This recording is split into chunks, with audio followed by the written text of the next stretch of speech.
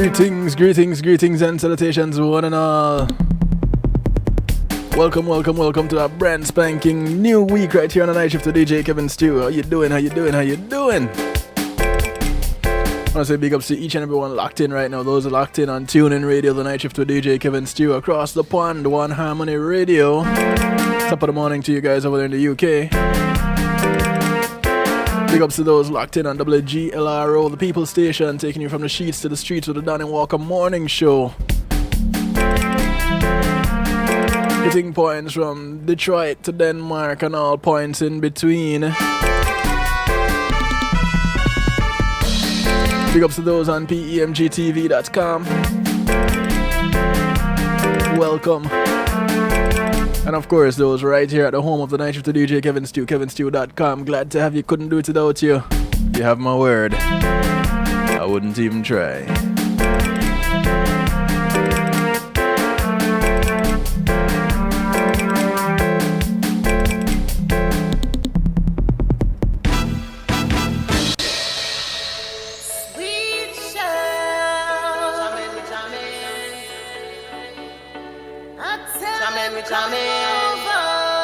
Kicking it off tonight with Shelly Sweet Shells.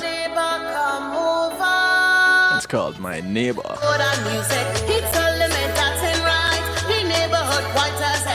No problems to sleep at night. I tell them I love me so good. The music hot like a true love. Bring your body, come on out here. Move your body just like you don't care. We jamming it so sweet. Feel the rhythm, feel the heat. Bring your waist from walk to the soca. All our way just jam together. I tell them it's so sweet. Feel the rhythm, feel the heat. And bring your waist from walk to the soca. All our way just jam together. I tell them it's so nice. Change your mind and don't think twice. I tell them it's so nice. He moving the whole crowd, singing soca loud and loud. It's my neighbor, no control. He said he just can't do that. He never hear music, so I tell him that's how we do it. Bring up what's on there, let's ride. It's a love effect in all night. Come join and feel the vibe. I tell him just come over, enjoy yourself, no pressure. We jamming it so sweet. Feel the rhythm, feel the heat. Bring your waist, come walk to the soca. All of we just jam together. I tell him it's so nice. Change your mind and don't think twice. I tell him it's so nice. He moving the whole crowd, singing soca loud and loud. It's my neighbor, no control. The music pumping big time, and woman taking small wine. Oh yeah, we in the street back, we jamming, enjoying the fact. Something say look in the corner, it's the neighbor, he come over. He hand in the air, he jamming, on a bumper, hips just moving. He moving the whole crowd, singing soca loud and loud. It's my neighbor, no control. What went on, I don't know. He moving the whole crowd, singing soca loud and loud. It's my neighbor, no control. We jamming it so sweet. Feel the rhythm, feel the heat. Bring your waist from walk to the soca. All of we just jam together. I tell them it's so sweet.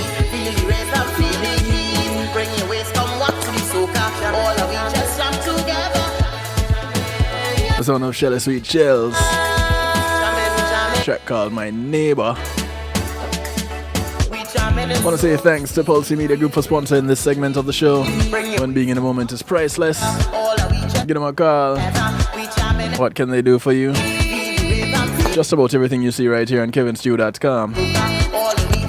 They can create your website, they can host your website, they can provide you with streaming services on your website. And if you want to take it a step further, you can have your own internet broadcasting channel. Yeah, if you do things like what I do all day, every day, you have different programming, you can have your own internet TV. The churches have gotten theirs, schools have gotten theirs. What are you waiting for to get yours? Just call them up, 754-999-6020. Or hit them up at pulsecmg.com. I want to say thanks to Althea LSU for having her heavenly healing hands, or well, actually her healing heavenly hands Althea's a licensed massage therapist operating out of Broad County, North Miami-Dade, and South Palm Beach counties. She comes to you. She has her table, she has oils. And those healing heavenly hands, boy, let me tell you. Ooh. Give her a call, 954-655-9000. That's 954-655-9000. Or you can email her at theolater@att.net. You know, with things opening up back, you know, it's a good time to get in touch with her because the calendar is filling up fast. I already have my spot lined up. Big ups to Reggae Global Entertainment. They sponsor our third segment.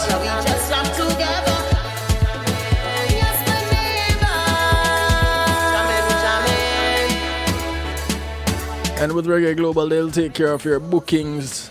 They take care of your legal service referrals, your trademarks, your publishings, your copyrights, and so much more. Give them a call, 954-998-8034. Tell them, hey, listen, Kevin Stew said I must link you. What can you do for me? I have this event coming up and I need it promoted. I have this song coming out, I need it promoted. I have this artist that need a biography. They do those things and so much more.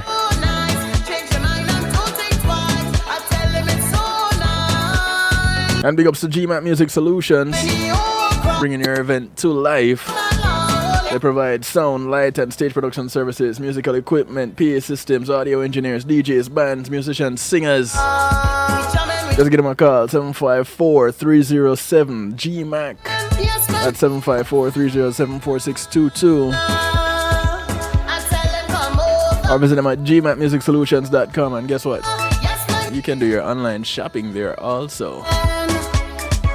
Yeah, one-stop shop.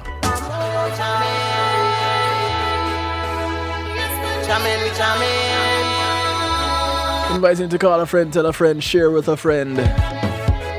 It's a night shift to DJ Kevin Stew. Community and finance night. I have one of my neighbors joining me tonight.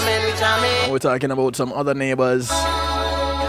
Speaking of neighbors, big up to Marlon Burrell, host of Real Rockers, joining us in the stew pot. Inviting you all to jump into the stew pot. Others call it a chat room. We're fancy over here on kevinstew.com. It's the stew pot. It's where we keep things bubbling.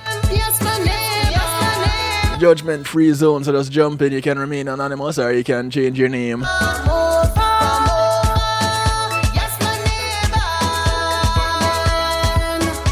Marlon's the host of Real Rockers. Happens every Monday and Wednesday, 7 to 10 p.m.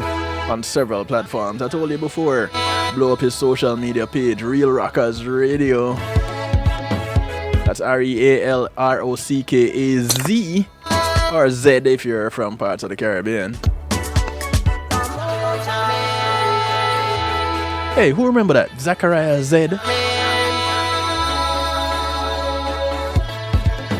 Who remember that? David, you remember Zachariah Z? No, I know.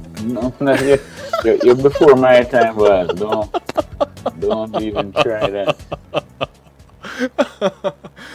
Good morning to you too, 1280 in the stew pot. Greetings and salutations, one and all. Ladies and gentlemen, I present to you no stranger to the night shift. I don't even know if I should introduce him at all. I should just start talking because y'all know him.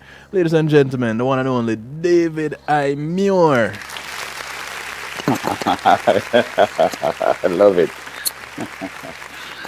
Yes, good night, my brother Kevin. How are you, my brother? I can't complain, you know. It's the night shift time and it's my therapy. You know, that's good. This show is so therapeutic for me. I don't even know. I can't explain it. That's just how my work is too. So I definitely appreciate that your work is therapeutic. And my work is absolutely therapeutic. Right. See, Marlon remembers Zachariah Z. He remembers the dumpling part though.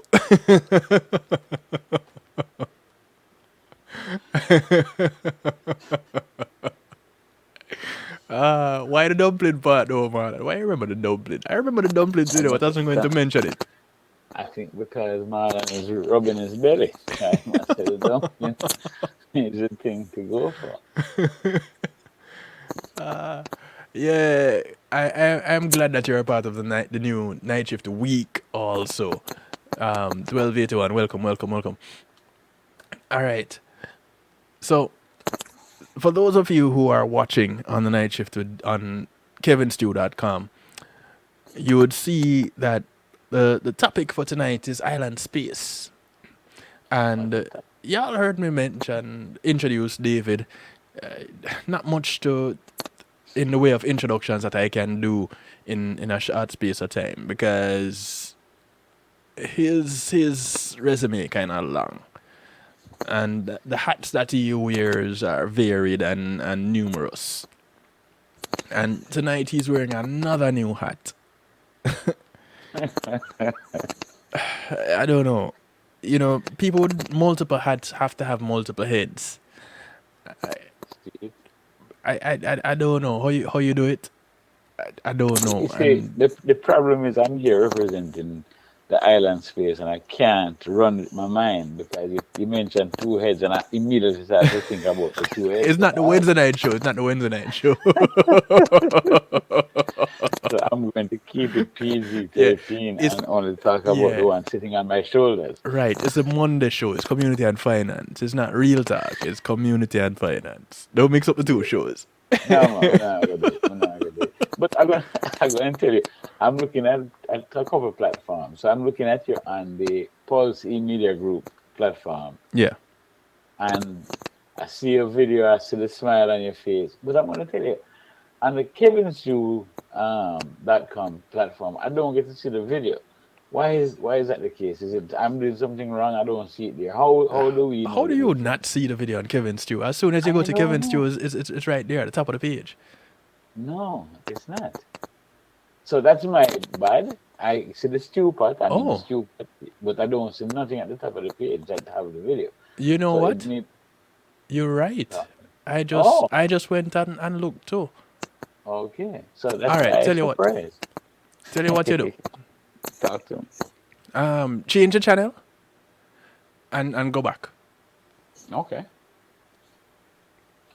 because I just do that. I was like, wait a minute, why is it blank?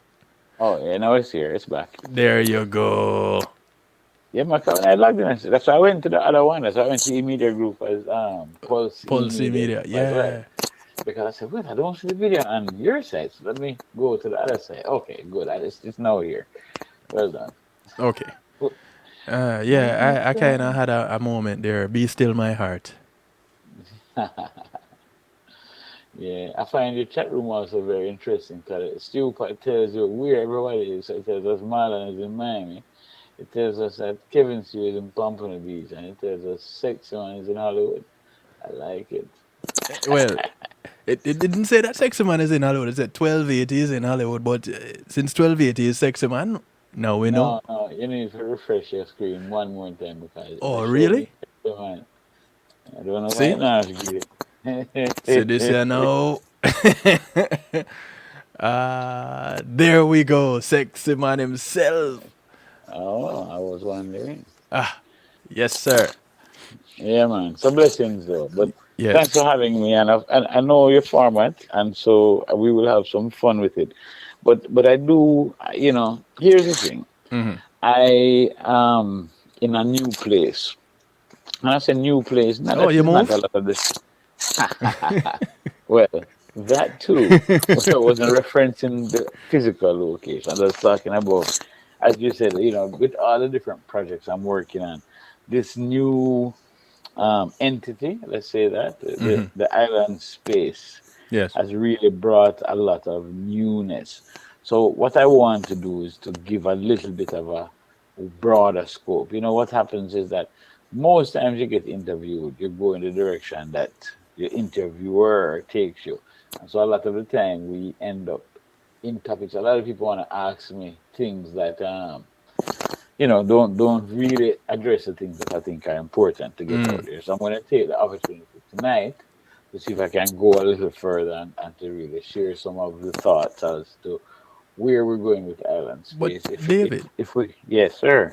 sorry to interrupt you, but you are no stranger to this show, so you I should know know that's for one that which is what from this I point on preface. is your show, and Absolutely. two, I don't do interviews. Um, absolutely. Which is why I said I will go a little bit further tonight. So Right. yeah, absolutely, without question. But I think that part of the issue, especially on a radio show, that when people are on radio, they need to be more entertained than when they're watching a visual show, Right. Right. because the visual is part of the entertainment, and not that them looking at you on the screen is not also entertaining, Well, but we want they to make have sure you too. we So but they can't see me moving. They just see a still. And it's not yeah, like you have three pictures rotating. It's just it's true. one 61. It's true. They only need one of you. I know. So what I would love though is if we can get more activation in the stew pot. So anyone else out there joining and getting the stew pot so that we can see some response and questions, because I am definitely one that likes interactive audience. So for example, I know that there is a SP 1281. I'm going to assume that that's a wonderful person who is going to keep us moving along with questions. So 1281, since you're not identifying yourself by name like Marlon and Kevin and Sexy Man, I'm gonna depend on you to keep your anonymity and to push the conversation along. So let me jump right in, Right. 2 feet first. It's funny you give me this interesting introduction as someone who does many things, but there may be a person out there who is unaware of the things that I do. So let me just give a little bit of a, and Overview. that's a little bit, as the overview. Um, I have been, one of these entrepreneurial spirits my entire life. When I was about, I might have been about 8 years old when I started collecting vinyl as a, lover of music and a lover of dancing. I was probably about 14 when I started really going hard at entrepreneurial efforts surrounding music and music business. Um, I was a child of the 60s, and by 83, I was making money in music business. So this is sort of my history.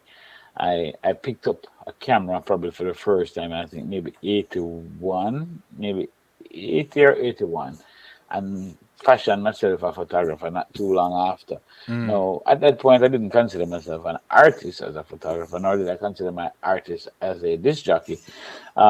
Those things came late. I just knew I was an entrepreneur. I grew up in a household where my parents Right. were entrepreneurs, and to me, that was the only way forward. I've never really settled into working for anybody.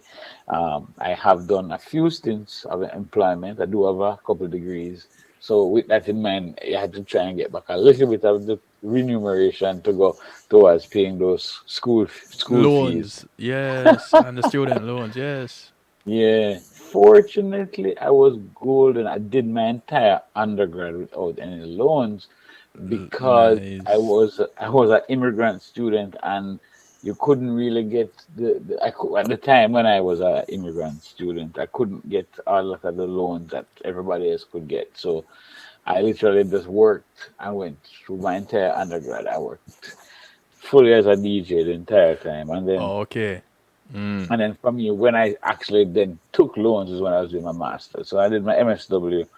I did take a few of those loany things that seem to follow you around like a noose. Yeah. But even in that, I would just say that I've always been an entrepreneur in every, even amongst my friends as we were growing up. We would, be partners in business, or even when we weren't partners because of your friend groups. Your friends would help you your business, and you would help your friends with their business. And so we Right. ended up in these loose partnerships, not necessarily based on financial arrangement, but just based on the fact that we were friends and we each were endeavoring to do great things. So So that network. brought, Yeah, you can call it a network. We never, we never thought of it that way. But yeah, we certainly did the network group. And but you have to also recognize that what I'm talking about is my teen years into my early 20s. Right. By the time I was, you know, probably by the time I was about 23, yeah, so 23. Okay, so just again, a little bit of just background history for those who may know. Oh, SP 1281 tells me that they're already aware of all our other ventures. So I want to hear more about Island Space. All right, SP 1281. I got you. I wasn't paying attention to the question, so let me skip over all the other things since you know everything already. No, It's a good thing. There's a David I show on in the archives on the night shift to DJ Kevin Stew because there you go. There you go. 1281 just came and just cut Cut that. that. Yeah, let's. I'm glad you cut it too, because I don't want to be talking and not giving people what they want. So I'm gonna just wrap up that little part that I was saying by just giving it a neat little bow to say that I started Ambassadors Disco in 1986. After I'd been playing music for a number of years already under various different other sound names. Ambassadors did very well. Actually, did so well until we had to shut it down. It was actually too popular, and we rebranded and came out with Legend. And Legend started in in the 1990, basically the beginning of 1991. And that took me the entire time until I moved to America. When I moved to America in 1996, I went to New York City and started working the club circuit in New York City in 1996. I was a resident disc jockey at a club called Carib in New Rochelle. I worked primarily there on the weekends, but I did have two other gigs that I did on weekends as well. Actually, used to play every fourth Thursday at Actuary in the Bronx. I used to play at Pulse in Manhattan. I used to play at of course, on a Friday night, which was the reggae night, I used to play at a club called Callaloo in Brooklyn at Nostrand and Eastern Parkway, starting very, very, very late in the morning and staying till about 10 in the morning every Friday to Saturday morning. That's what I did for a long time until I moved to Florida. I moved to Florida in 2002 after 9/11's calamity told me that New York is not the safest place to raise a family, and we took flight and we came to Florida. I've been in Florida for 18 years, and since I've been in Florida, I've done everything but music business. um, Go figure. yeah, well, not really. I mean, Turn over a new obviously, page.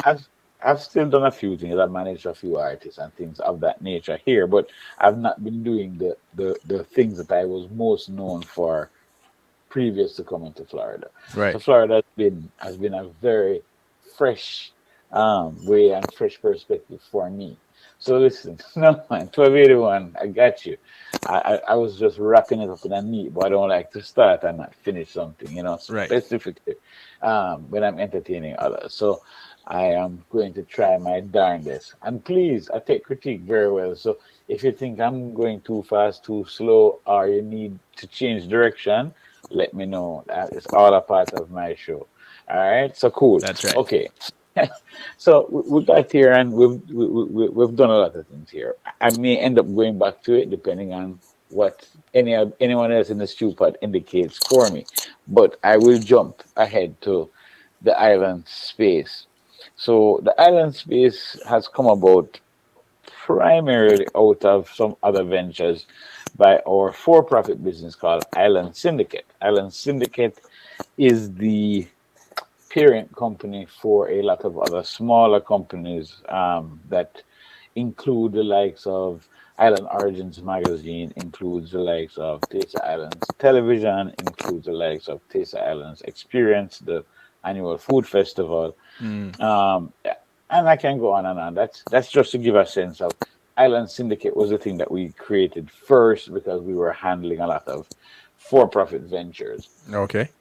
As a spin-off from the Taste the Islands, the Experience, the annual food festival, what we did is in 2018 we introduced the Culinary Museum. So we started the Caribbean Culinary Museum as a part of the um, the food festival, and we got great response. As a matter of fact, Eddie Edwards from the Great Jamaican Jerk Festival was one of the presenters at that particular edition of Taste the Islands Experience, and he loved the Culinary Museum so much. He said, "Listen, we need to have it at the Jerk Festival as well." Jerkfest. So we considered it and we said, "Okay, we'll do Jerk Festival."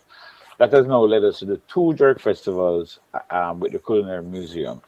And as a result of that, as well as we got a grant from the Community Foundation of Broward County for $75,000 for 2019 to take the Culinary Museum on tour throughout Broward County.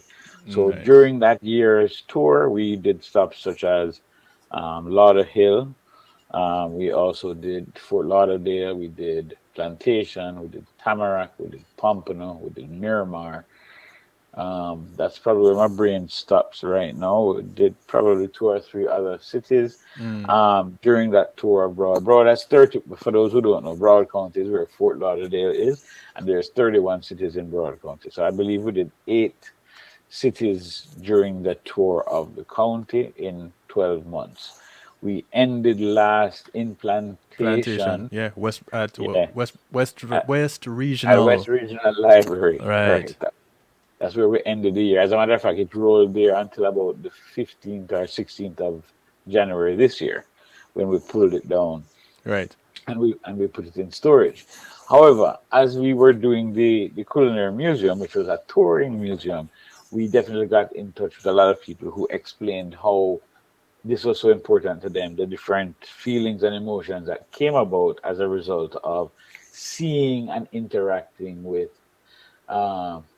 somebody had the honor of visiting the display at the Pompano tour. Excellent. Yeah. And I had done pictures from West Regional Library.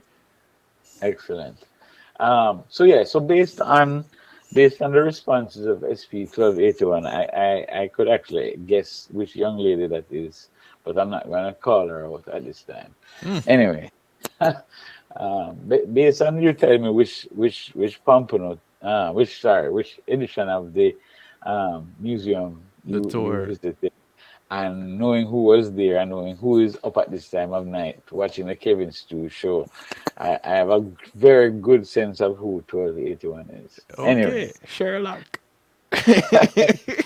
well, she revealed she bragged about you the entire tour. Wow. Well, she gets more interesting by the minute. Yeah, I'm not in the business of unmasking beautiful women, so I'm gonna leave her be. But but anyway, as we move along. So yeah, so what happened was that we would be doing these tours, and the response has been really overwhelmingly positive. People really um, expressed how seeing the different culinary artifacts really made them reminisce on their history, their family, different times in their lives, when the different artifacts would sort of stoke memories of good times, family times, and so on. And with all that we do in that regard, where it comes to the integration of arts in community, I mean, it's something that I've now been doing for quite a little while, even with music, with as well, particularly with my art, with visual art, I speak of specifically. I really had this sense of wow, I've seen how things in the arts can really touch people to the deepest. As a matter of fact, I'll go back just for a second to say, in my particular case, I knew I was an artist really and truly when I saw how people responded to some of my art exhibitions. And it gave me the power and the strength to say, I will move forward in this particular space because I really love to see how people responded to my art, and it made me know I could do this for a lifetime. Right. And in that particular way, I'm really proud to have found a way to keep transitioning in the arts and to sort of include how we can impact more people. And that is sort of naturally how Island Space, or I guess if we're going to go now deeper, the Island Archives, which is the name of the or the the temporary name of the Caribbean. Again, I'm lost with my words. The temporary name for the Caribbean Museum. So now I'm talking not no longer of the The Culinary Culinary Museum, Museum. but now moving to the full museum. And so this is really what it's all about for me. It's finding the way to move forward with a bigger project.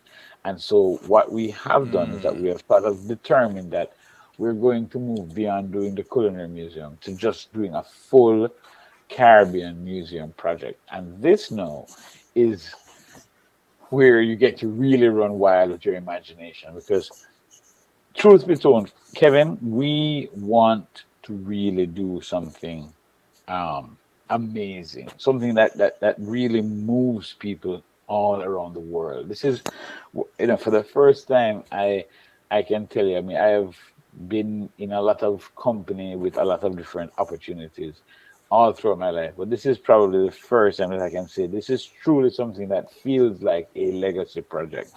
Um, when I did Pieces of Jamaica, my book, I didn't even mention that part time of my life in any way, but because 1281 pushed me along, um, I skipped over those things. But definitely, what I wanted to say about this particular um, movement in my life is that this the end the let's just say the planning for and the execution of this Caribbean Museum project has allowed us to really think expansively and very creatively about the things that are possible in celebrating our heritage and our culture. And that is really what has given me a whole new energy at this point in time. So I see 1281 is telling us here that it brought back so many memories when she Memories, visited yeah. the Caribbean Culinary Museum and she explained the significance of every artifact to her best friend who is not from the Caribbean. Yep. And she was intrigued. That's excellent. Thank you so much, 1281. And that So, right there is yes, is even more reason to really broaden the exhibit, to move not absolutely. just with the Yes. culinary artifacts, No, but but to there's take it so even much further. more. Yeah, and so let me go back to mentioning now again. So I mentioned Pieces of Jamaica. So I did the Yeah. book Pieces of Jamaica in, it took me 4 years. I did it from 2008 to through 2012, which is when it was published, and it was coinciding with the 50th anniversary of Jamaica's independence from the British, and it was coincidental. I didn't plan it for that time, but it was definitely something that made a lot of sense. When the book came out, it was endorsed by the government of Jamaica, which in and of itself was a little bit of a battle, but it was well received in the end. Once you got to the right people, the gatekeepers hold you out but so long, and then when you get through, it's like, oh, here we go. Yep. But a big part of that journey, doing Pieces of Jamaica, getting the sort of the compliments and the feedback, both positive and negative, from our Jamaican people, certainly let me know and let me know with a certain amount of certainty how something like this, which is such a grander project, is going to be so well received. We'll Right. get our naysayers, we'll get our critiques, there's no question. But it is going to be such a positive thing so that now we can showcase how the people from the islands can be united, because for the most part we are not united, and this is something that we're going to get an opportunity to change in a significant way. One of the reasons why I consider this to be a legacy project is that we're going to take people who have not genuinely had enough reasons to band together and to now have them do that in such a way that we can share our pride of coming from the islands, share our pride of being a part of the Caribbean as one unified group. But It that typically, happens with Carnival, doesn't it? and it does happen with cricket as well. So, Yeah. so here's a funny thing. I'm glad you brought that up. It does happen with Carnival, but it happens with Carnival in a very small way. And what I mean by that is, it happens at Carnival in Canada, It happens at Carnival in New York, and it happens at Carnival in Miami. But if you go to Trinidad Carnival, it's Trinidad Carnival. If you go to Crop Over, it's Bajan. If you go to Barbados. Jamaica Carnival, yeah, Right, right. you don't really have a space in the Caribbean where we celebrate being Caribbean through Carnival. Unifest? It's but again, you're pointing out something that happens outside of the Caribbean, and that's really to my point. Yeah. The point of it is that when you are in Jamaica, you're Jamaican. You're not going to say I'm Caribbean or I'm an island. You're Jamaican. You're Right. holding Jamaican chest up very high. When you're Trinidadian in Trinidad, You Trini. you're Trinidad to the bone, Trinidad Right. to the core. You're not going to say I'm Caribbean. But what happens is when we come outside and we fall into this much bigger pot, and being Jamaican is always special, and I will always be that. But being of a larger collective, especially when you look at Yes. South Florida as an example, the statistics show this is from the census, Hmm. the last one, not the new one, but from the last census. Right. One in every four South Floridians was born in the Caribbean. That's the census numbers. We didn't make these numbers up. This is from the census. The new census might tell us a new number, but And you're talking if about when you say South born Florida, you're talking about Palm Beach Palm down to the Beach Keys. down to the Keys, South Florida, Mm. one in four. Now, if you think about that, so that means that my kids who weren't born in Jamaica or in the islands, but they are not considered, but they can, my kids consider themselves Jamaican, Right. but they're not in the census considered what those one in four. Well, they're made in So, America with Jamaican parts. right. So Mm. the thing is, if we really look at those people who consider themselves to be Caribbean, including, like I said, my children who weren't counted as born in the Caribbean because they weren't, then you're looking at an even greater percentage of the people in this area. When we can now, so instead of saying Jamaica, and you're maybe Jamaicans, maybe 1/20th or 1/30th of the South Florida population. But if we can all band together and we now know that if we label ourselves as one, then a quarter of the population here is from us, is from our regions. You see the Yeah. difference of the impact? Yeah. That is that is exactly what we want to be able to do. So we want to be able to create a greater unity so that we have a greater strength in our numbers. Right. So that the Cubans, along with the Haitians, so you're Hmm. talking with the Spanish speaking, the French speaking, the English speaking. Of course, we're going to include everybody, so the Dutch That's true. Yeah. speaking as well, and so on. All these Caribbean people coming together as one now has a much greater impact on the community and a much greater say when we come together. Yeah. Right. So that's a huge part of what we'll be able to do by uniting all of us. In addition to the unity of in terms of power, in terms of voting, and power in terms of influence, we're also going to know for the first time, because it does not exist as far as we can tell, and we've done our research anywhere in the world. There is no museum celebrating our history and our heritage and our culture. It doesn't exist anywhere, not in the Caribbean or nowhere else. So this Mm. is really and truly such an opportunity. And I see that 1281 I said here, there's so much that I can learn about other Caribbean cultures. Absolutely. Yeah. We want to be able to share all of the specific Caribbean island cultures as well as our collective culture. There, because that's the thing that even the culinary museum, when we were going with the smaller one, taught us about the possibilities. Because when we were doing it, we had all these things that every Caribbean island used, but we didn't call it the same thing, so we didn't know that we were using it. The same thing. Even Yes. yeah, the same exact thing. We did have different names because of language and because of traditions. So there's so many things that we all do the same, but because we have different language and different expressions, we don't even realize we're all doing the exact same thing. This Hmm. museum will be able to unearth all of those types of things. We'll be able to show people how much we're actually alike that we don't even know about.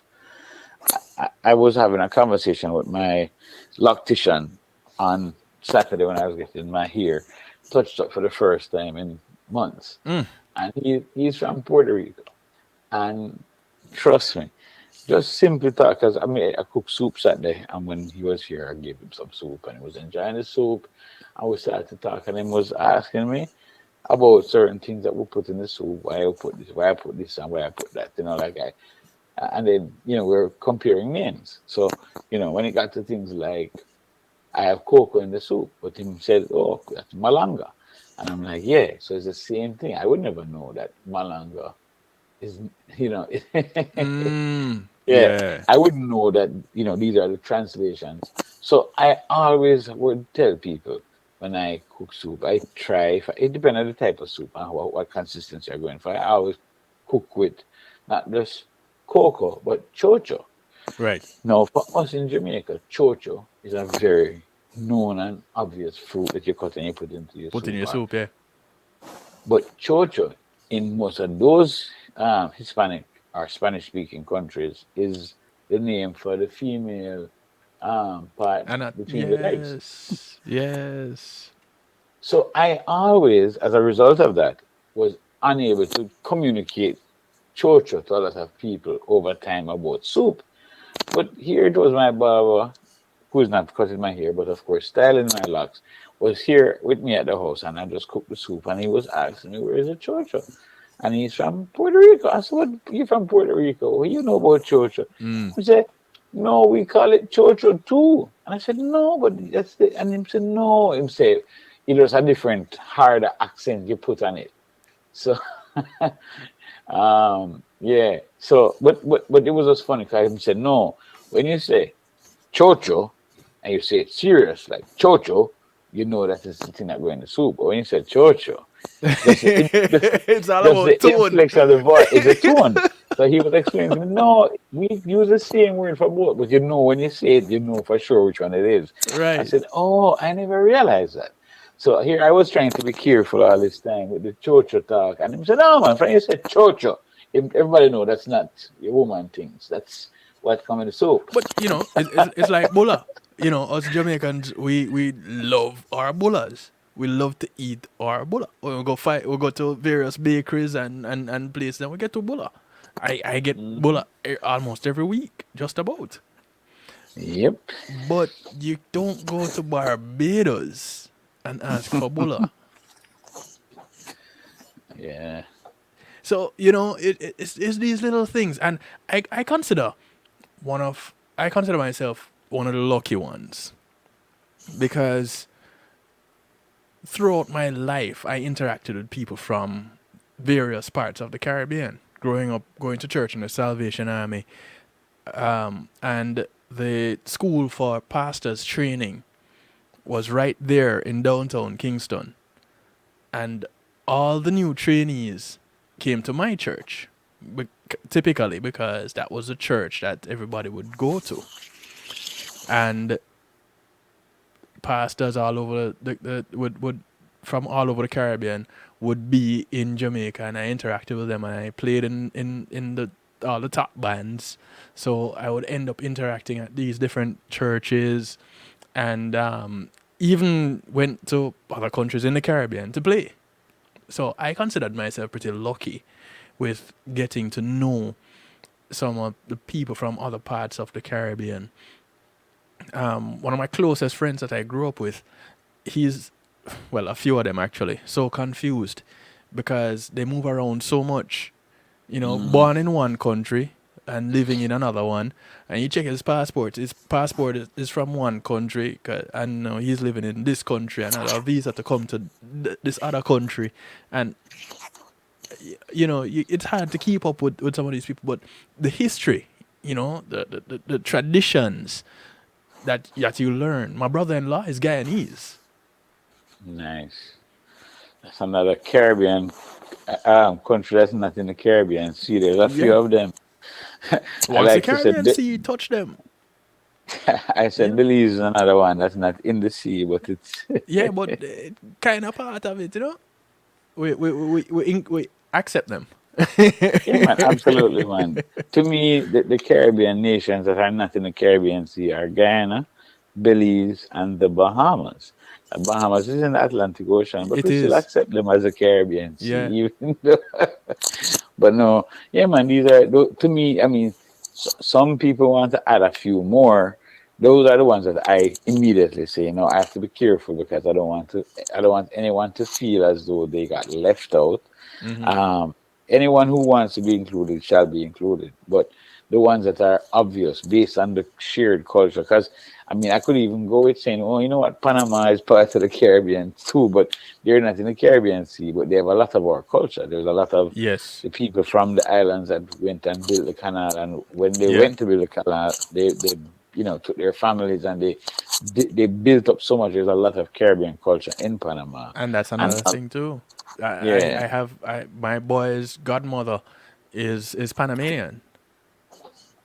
You know, so I'm constantly I stick with the Caribbean all the time. I have close friends from Haiti, Hmm. and you mentioned the food thing when you talk about susumba to us Jamaicans and to Yeah. Haitians. It's something altogether different that is being used for it, and I throw it in a pot to be cooking up a meal with some And saltfish. You know, I'm going to tell you for sure that is one of the things that I find to be the most different names, and every country in the Caribbean uses it, is what they call yuca, or they call cassava, or they call bami, or they have about 100 different names for the same thing. yeah. Everybody, everywhere. But they call When I plantain yuca too. planting, I'm more platinus and all that I know his name, but then I call that one the yuca that I know of. If they call Go put planting yuca, the it's go where you find that. go. There's a very popular restaurant that claim it's a restaurant chain. I don't even want to call them the No name man, too I tough. know which one you're talking, But you man. go I there know. and you want plantain as yuca. No, man, well, I won't leave it alone. We're not sure. Check it again when you go in there. I Check know which one you're talking yeah. about. I thought they were calling something else. But anyway, but yeah. So at the end of the day, um, for me, going to the Oh different lie. islands in the Caribbean, It's Bami, you're right. yeah, man, let Yeah, me yeah, tell yeah. you. But yeah, so but in that same vein, it's part of the whole mystery to me is that as I've gone to the different Caribbean islands and had all the different types of food Mm-hmm. that are the same product but made in so many different ways. Yeah. I mean, I have had some of the most delightful food in my life in Haiti, and people say, "Oh, Haiti." Let me tell you, Haitian have some of the best food, and part of it is just being creative. When you have people who are lacking resources and they don't know how to do things, Yes. they find other ways to make the same product the most amazing. Look at Jamaica with oxtail. Nobody wanted oxtail till we decided to do something with it. Now everybody wants it like a delicacy. It's delicacy, yeah. Yeah. Yeah, Yeah, yes, Marlon and 1281. I did correct myself. Yes, I did. I did. and the type is in before you correct yourself, man. No, I corrected myself before them time. But Yeah. yeah, and it's awesome that we get to have that interaction. Mm-hmm. When we get to have a place, because going back to the culinary museum, Mm-hmm.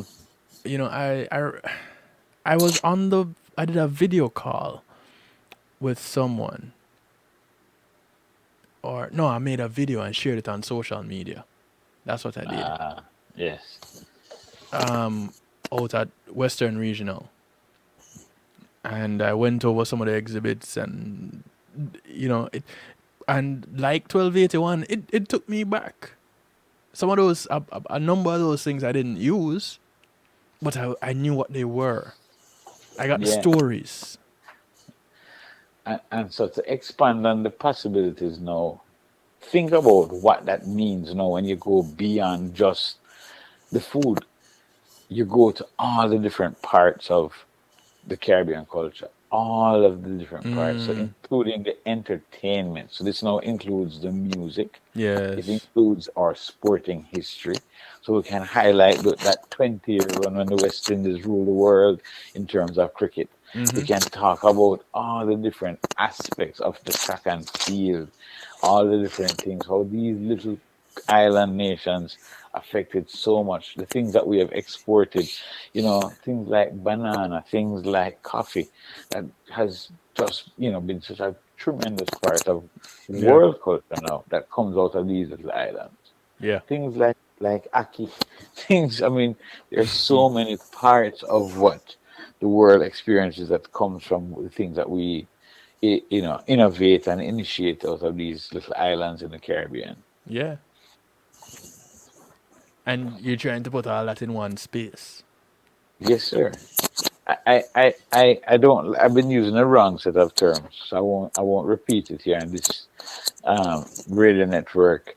I can call it radio because it feels like radio, but also it's visual, and you're doing so much, Kevin. I have to tell you, I love it, but I do also I look forward to the day when we're going to do the more interactive, where you're going to see you and me talking interactively. But no rush hour for us. It will I come in could its have done time. it, you know.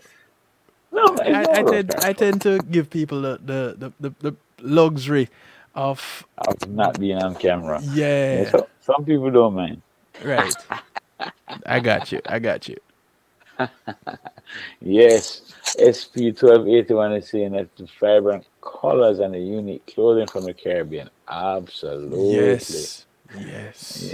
Yeah. No, man. So there's so much that we will be able to explore. And when we talk about, this really and truly, we talk about the Caribbean Museum Project. In the end, it's artifacts, it's paraphernalia, it's all the different little things. So it's cultural, relics. It's more things. And again, if to talk about the achievements, so we're going to have all of the different achievement, historical data representing the things that we have done. So it really, I don't want to use Khalid's words, my executive director, on the show, but I would just say that the important part of it is that it's fulfilling a need, which is why we've been having so much people give. Even 1281 gave something towards to donate to the space to get built, and people have been giving their one cocoa to fill up the basket because Nice. Nice. we've been getting a lot of $10 and $25 donations, and within the first 5 days, we raised over $5,000. So, if that is any track record of to show that the people are 100% for what we're doing, that is, how I look at it. It's like when people give and they give their little to get you going, it shows that they believe in and that they support what it is that you're doing. And we've been receiving that type of love. So it's been really a great thing to see, all those donations coming in because it signifies that people believe that this project is worthy. So You know, the donations now, what the donations are for? What's that going towards? You know. all right. So it's funny. I just went to the site. I just to look and see, but I just realized it's not updated. They don't have the latest numbers. But okay, the funds raised. Here is specifically what I would start off with. We have four different funds you can donate to. The three obvious ones is the Caribbean Museum Project. We have a photo project that's an ongoing project that's going to culminate in a book of us, a book of the people of the Caribbean doing Caribbean type activities in South Florida. So that's another coffee table book, similar to Pieces of Jamaica, but now focusing on Caribbean people here in South Florida. That's the second project that people can give to. The third project people can give to is a reggae documentary, which I believe Marlon should know about for sure because he too is somebody who we're including in. Oh my gosh, I don't know why all these people are leaving the channel, but there are a lot of people leaving. Don't leave, stay with us. They'll come back. They'll No, come back. I'm having fun.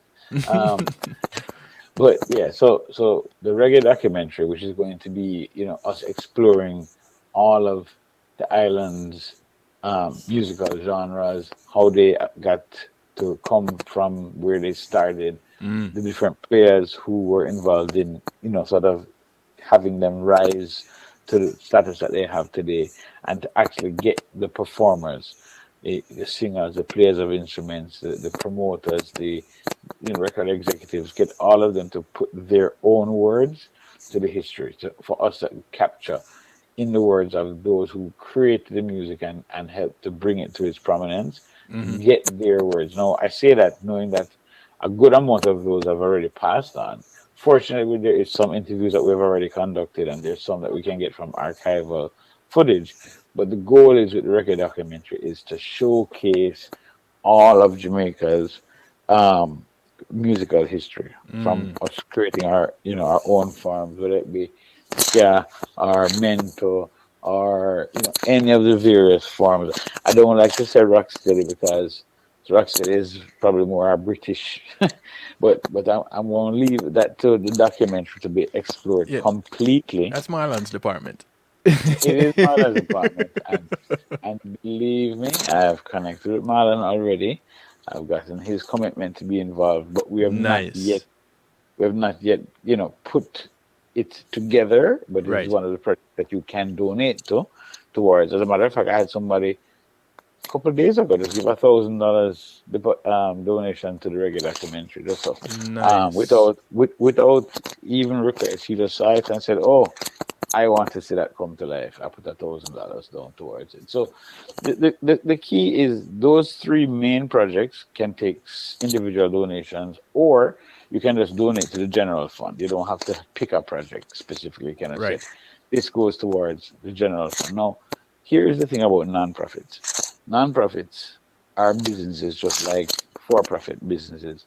The distinction is that no one owns a nonprofit. It's not owned by David Muir. It's not owned by Kevin Steele. It's not owned by anybody at all. Right. It's a nonprofit entity, and its existence depends on its ability to raise funds to sustain the general activities that you have to do. So you have to be able to pay the staff, whatever your minimal staff is. You have an executive director who is like the head manager, and then you have the different staff members who will work in the nonprofit. So you need some general funds to help to take care of those expenses that you can't have a Right. business without being able to pay that. The other funds go specifically towards the specific projects. So, each project has to raise its own monies so that it can support itself. And then when you ask about what it is that people do in terms of working with nonprofits, is that any funds that are raised in excess of the expenses are used towards, sort of like what you call endowment efforts or future projects, things of that nature. There's never a case where a nonprofit can get too much money. There's always going to be need, and Right. part of the best way to run a nonprofit is to get endowment funds. And what do you mean say endowment funds? You're really talking about monies that create their own wealth. So if you have an endowment, let's just pretend you have an endowment of $1 million and it earns 10% every year. This is just to make the math easy. That $1 million earning 10%, it will be generating $100,000 every year. Right. So you could leave the $1 million and never touch it as an endowment fund, and that $100,000 can pay maybe 3 employees, or it can pay 2 employees and pay the light bill, the phone bill, and things of that nature. So Right. Right. we haven't started our endowment as yet, but that will be one of our what we call like a capital project. So capital projects usually are when you go for bigger donations. Instead of asking for $10 and $25, we're asking for 25,000, 100,000 from different donors to get to those endowment levels where you can say, okay, we have 20 million in investment, and every year that's going to yield us, you know, $2 million, so that we can pay for all the expenses and we don't have to worry about chasing after other types of funds to support the nonprofit. Right. Nonprofits typically apply to a lot of things. For example, you have things like grants. So, for example, the National Endowment for the Arts or the National Endowment for the Humanities are two federally funded projects, or I guess I'll call them projects, that allow for nonprofits like this to apply to get aid to do different projects. So, for example, we've applied to the National Endowment for the Humanities to get a grant to help to pay for the reggae documentary, which will probably cost about $2 million to produce. So when you have a $2 million project, you don't just go big in 10 and $5 every time. Sometimes you have to go and ask somebody Right. for 500,000, and that's what those grant funds are there for. So you can apply to the different granting agencies, and they will give you funds if they like the project that you're endeavoring to do. So that's one of the Nice. tricky things about running a nonprofit. It's not as simple because there's no real profit making venture. So to get the money to do the different projects, you have to be very in let's just say you need to be able to be very smart about how you raise funds and how you track your funds and how you utilize the funds so that you become self-sustaining. It's not so hard to get the money one time, but it don't make sense. I beg you $5 today, and next year I come back and beg you $5 again, and the next year I come back and beg you again. I want to beg you one time. I say thank you, Kevin. I love that he gave me $5. Now we're self-sufficient. We use your $5 and create investments, and Right. know that we don't need to ask you for any further money because we're now vested in the way that we are going to be able to carry out all of our programs without the requirement of asking for more money. Yeah. So the question comes in 39 seconds ago. We'll be Will you showcasing be the Caribbean showcasing music. Caribbean music as well? We will absolutely be showcasing Caribbean music as well. 1283, thank you for that question. We actually had a meeting just within the last week, meeting with another set of people who actually have, and they're in the midst of their plans to do something quite spectacular. I won't scoop them, but I'll just tell you that there is a musical component that is coming out separate from what we're doing, but we have agreed to join forces so that we will showcase some of their musical, um, you know, let's just say their musical assets will be Right. showcased in the museum we're creating. But there is a music Caribbean music museum that is in process as well. So hang tight for that. I'm not going to Nice. tell you anymore because that's not my project. But we're definitely in the same vein. We both have the same goals overall in terms of bringing pride and joy for the people of the islands, you know.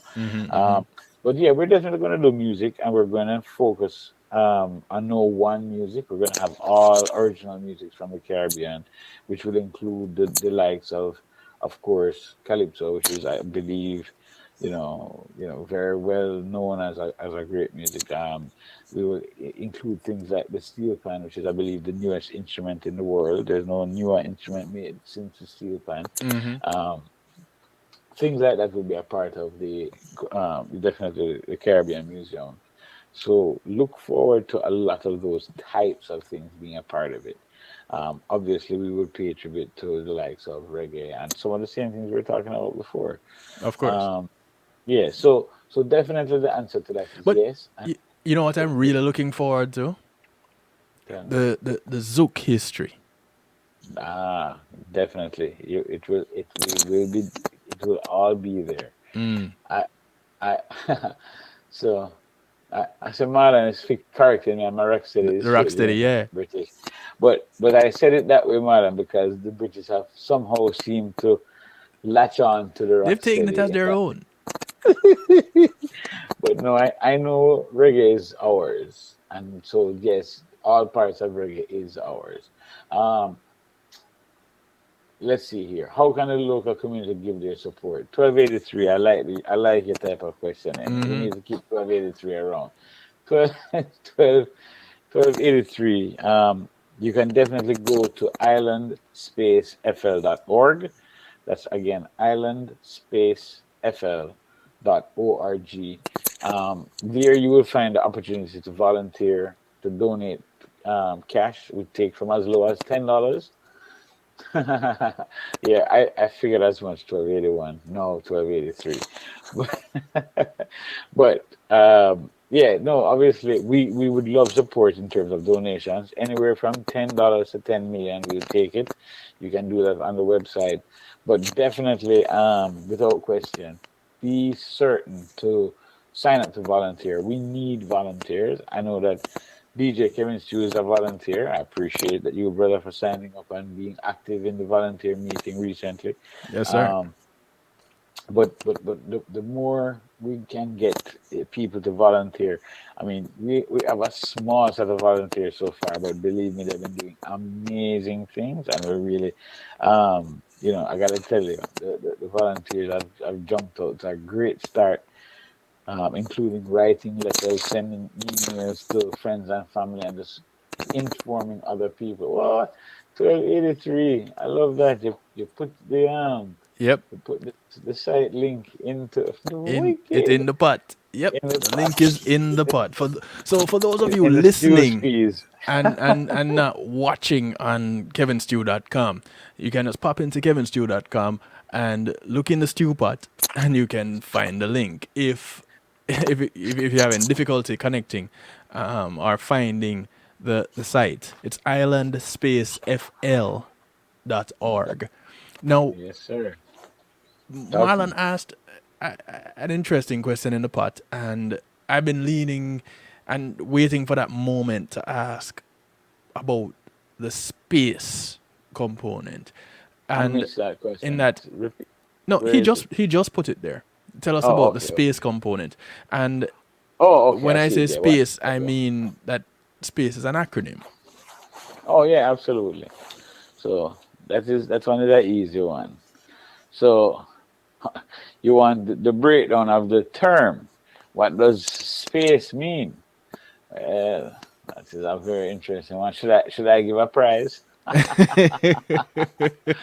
No, I won't Well, even I'll go give there. a But hint. If people read the post from tonight, they might have caught it from oh, earlier today. I didn't know that you had posted. But You're tagged in the post. I don't understand. no, no, no, no. I like that post. I didn't know you're talking about the Facebook post specifically. Yeah, man. Um, yeah. So, but what I will tell you about even that, for example, even though it is in the post, I never try to memorize the acronym, but I can tell you this much. It is very simple because bottom line is, Marlon, and to all of those who are in the listening zone or in the stew pot, and every time I think of the stew pot, I feel like it should be the stew peas pot. But anyway, I anybody's left out in the there, peas. I left out the peas. I feel you. I love the peas, but It's where we keep um, things bubbling, though. yeah, exactly. This is how I pretty much like to explain it. It's to do with art, culture, and education. So if you think of those last three letters, A, C, and E, so it's space, art, culture, education as the A, C, and the E. The first two, I wasn't necessarily the greatest fan of, but because we wanted to get a nice acronym, we went with it because it does say exactly what it is. So it is actually the island, which you know, and then the space stands for the Society for the Promotion of Artistic and Cultural Education. So Island Space, Island Society for the Promotion of Artistic and Cultural Education. So I love it. yeah, it works, man. It works. Again, I have a genius partner there that helps us create these things. I'm not taking no credit for the space. That is all Khalib. I Yeah, don't. it wasn't anywhere in your headspace for that one. No, not at all. I was still in the islands. I wasn't in the headspace. Yeah. Right, right. Hey man, so let me go back to the stew pot so we can properly see what is going on in there. I love 12. Um, Hey, listen, oh the Potters are on point. Let me yeah, man, tell you. what was that? All right, so I see here 1283 is asking if we have established your presence on social platforms. We have. The presence on the social platforms, fortunately, is very consistent. It's Island Space everywhere. So on Instagram, it's at Island Space. On Facebook, it's Island Space, and so on. So that is really pretty easy. I don't, I'm not very good at social media, so I'm not really up to date on, the nuances of it. But that part I do know is pretty easy. So the only difference with Island Space, the website, is that The on FL. the website it has a fl.org, but everywhere else is just Island Space. We don't define it with the FL. Right. Yeah. Now, who are the people that are involved in the putting together of this venture, because there are various components to this. All the pieces that the Island Syndicate you said is there, and the Island Syndicate is the stem of the umbrella, basically. It is, yeah. But you know what? I want to make it clear too that we really are different entities. The Island Space and Island Syndicate only have one crossover, and it's that David and Khalib are involved in both. Apart from that, there really isn't a crossover. Right. I, I tell you that we have, and I'll tell you a little bit about the board, and we have beyond the board too. So let me give you some talent discussion, just so Okay. it's clear. The Island Space, which is the non-profit, the federally registered 501c3, people have to say that. We don't need to ever say that again. It just means that it has been recognized by the federal government as a non-profit. It's not just a state. When you register your non-profit, you register with the state, and then when you get it approved by the total country, then you get that designation 501c3. Okay. Right. So all of that was done. And in doing so, you have to have a board of directors to have a nonprofit. It is mandatory. It's a minimum of 3 people. We have a little bit more than 3, but you have to have a board because who else then directs what takes place? You have to have an oversight, Right. right? So our board includes the likes of the man you're speaking to, otherwise called the chairman of the board, or the president is what they, shortcut the chairman of the board to be. So that's me. The vice president is a gentleman by the name of Lloyd Stanbury.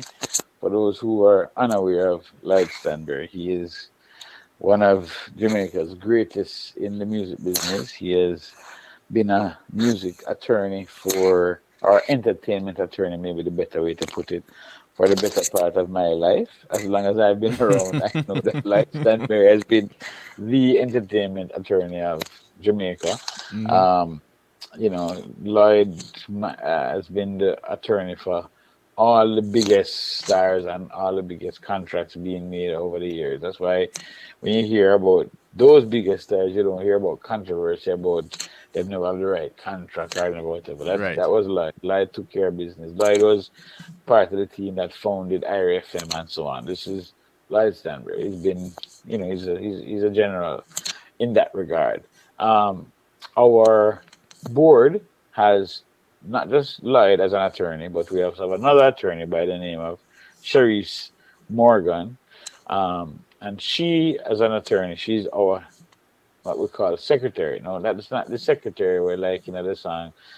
You was my lover and my secretary. Not that kind of secretary. Right. This is the one that records the minutes of the meeting and makes sure that we are properly detailing all of the things so that when we get any sort of review or check up on our books and so on, that everything is properly in order. So high level attorney handling the role of secretary. Then we have a couple of CPAs on the board as well. One of the CPAs, Larry Mullings, he's the co-founder and co-owner of Crichton Mullings, the CPA firm, who actually does a lot in entertainment field as well. Right. But Larry Mullings is our treasurer, otherwise our chief financial officer, and he's a CPA. The other CPA is a lady by the name of Sharon McLennan. She's just one of the directors. She doesn't have an executive director position, but she's in charge of our, funny enough, space. So she's the one who takes care of locating the venue for where we will put the museum and that stuff. So she's a licensed realtor, as well as she owns, a lot of companies in that realm. She's been extremely successful, and so that's who Sharon is. Additionally, we have expert in the nonprofit realm, and that's Andrea John Baptiste. Andrea, I've known for too long, and I know and trust her to be the expert in the nonprofit realm. She is a part of the board. We have another director by the name of Carl Russell. Carl Russell has had a long history in event management and promotions, and so he is one of the board members. And then rounding out our board is Miss Clover Barrett Thompson, and she actually is our board member who is outside of the United States. She's the only one that doesn't reside in the United States. And I shouldn't say that because maybe she don't want people to know where she resides, but she is still in the islands. So she's our in the islands representative, Right. where all the others are actually here in the US with us. But that is our board of directors. Now, separately, we have an advisory council. The advisory council now is much more diverse in that that's more like our corporate board I just mentioned to you with the CPAs and the attorneys and Right. those types of experts.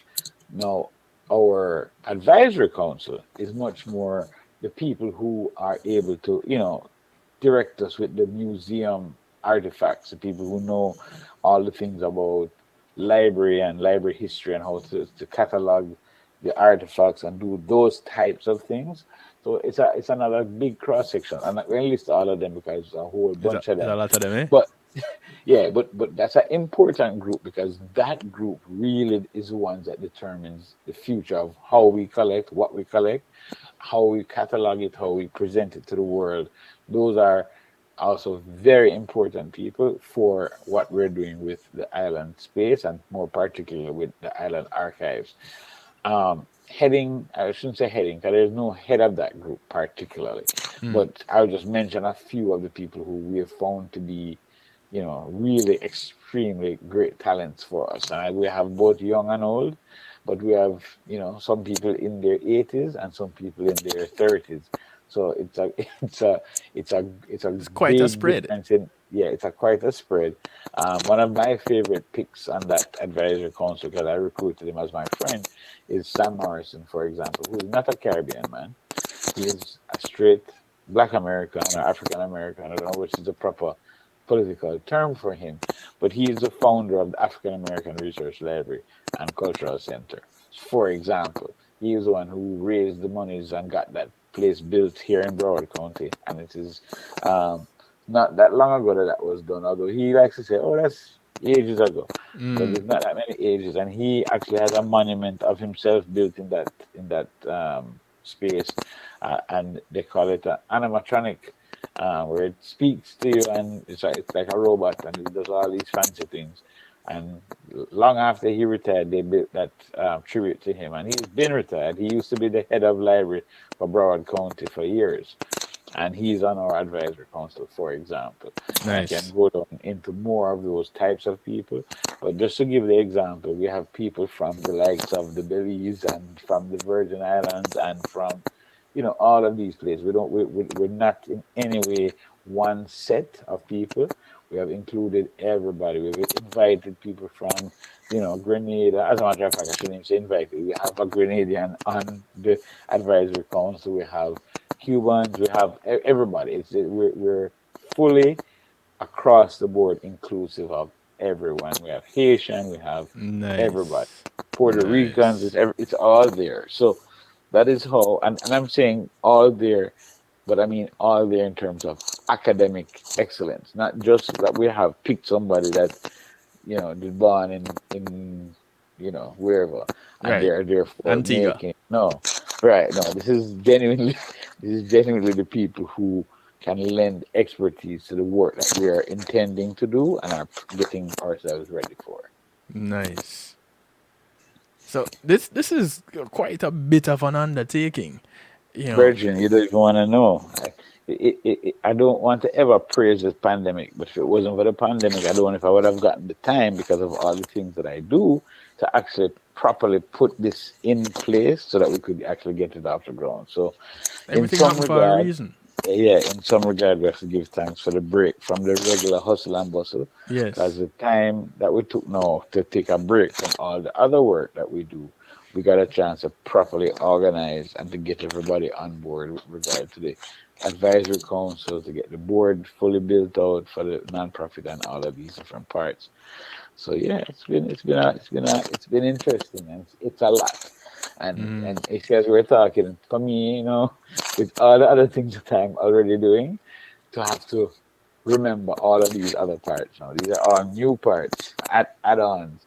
It's a lot, but it's good. It's a good vibes. You know what?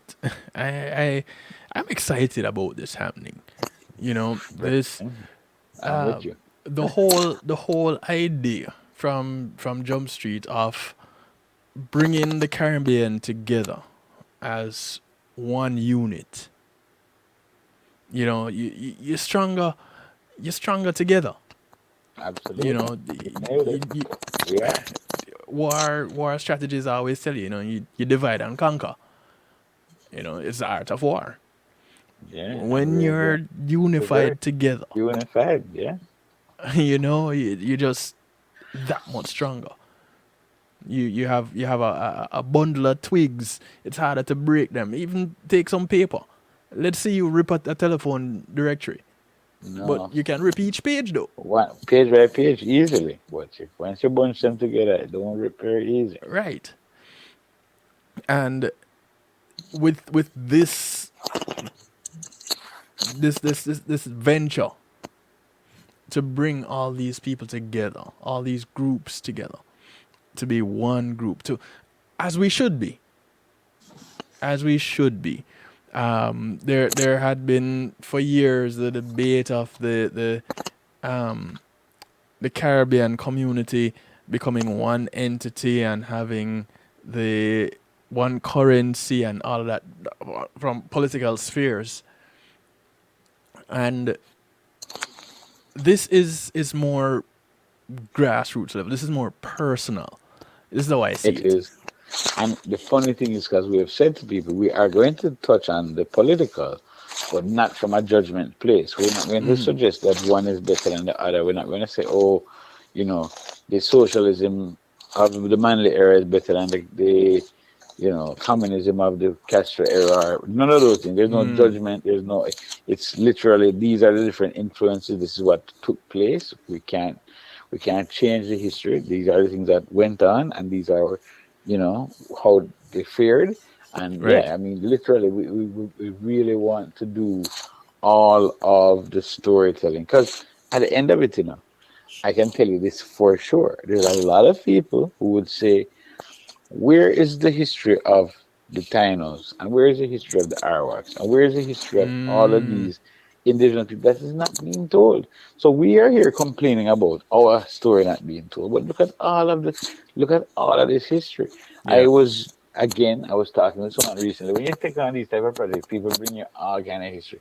I was talking with someone recently and they said, listen, I can give you the book. There's a book that explains and details that the Africans were here before the Europeans came. That not that the Europeans didn't bring Africans, but when they came with the Africans, there were other Africans that were here already. Oh yeah. These are the things that we want to unearth and show properly, so that people understand the history, the real and true history of the Caribbean. Yeah, but you know, even in the U.S. and not taking anything away from the Caribbean, even in the U.S., way before Columbus came to the U.S., there was a silk trade where they were using ships to come across the Atlantic from Africa up Mississippi. If you go through the Mississippi, there are African artifacts that you can find going up and down the Mississippi River. You know, so even with that, so going to the Caribbean is not that far from coming to the US. So yes, there would be Yeah, man. Africans there. It's just that Absolutely. we don't But know that again, part of history. right, because again, who was writing the history? It wasn't us writing the history. We were being told what took place by people who had an agenda. So Right. now we get to, and I'm not saying that I don't have an agenda, but my agenda is to be truth telling and to open up the history to everybody.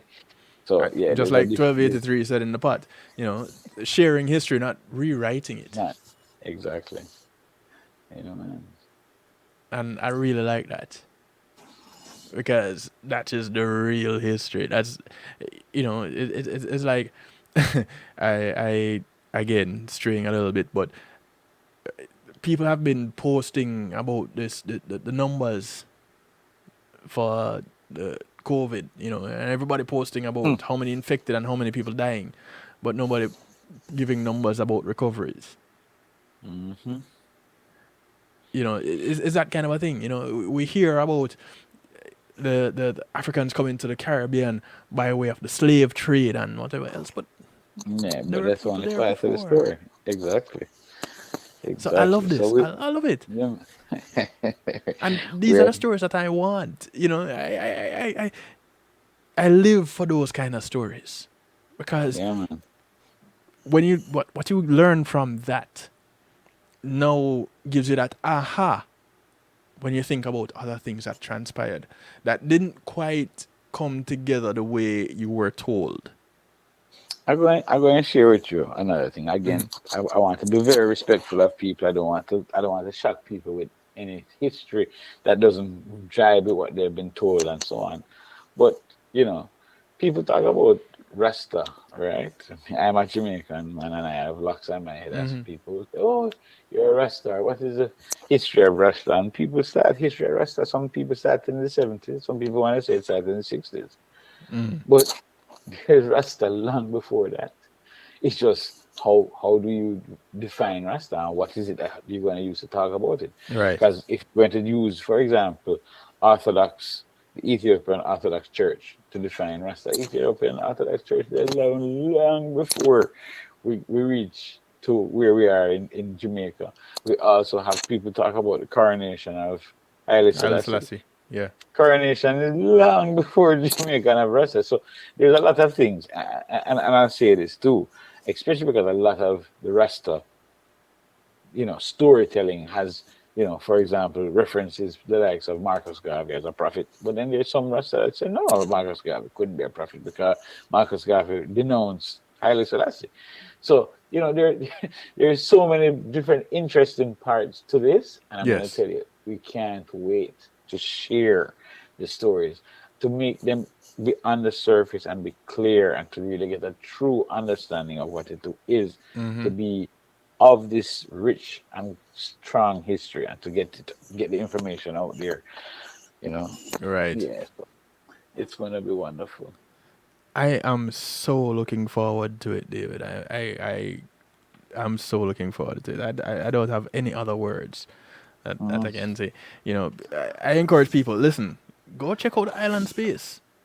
you know, Definitely, find your definitely. space in the island space. Island Space FL.org. Go give you $10, your $20, or your 25, or your $2,000.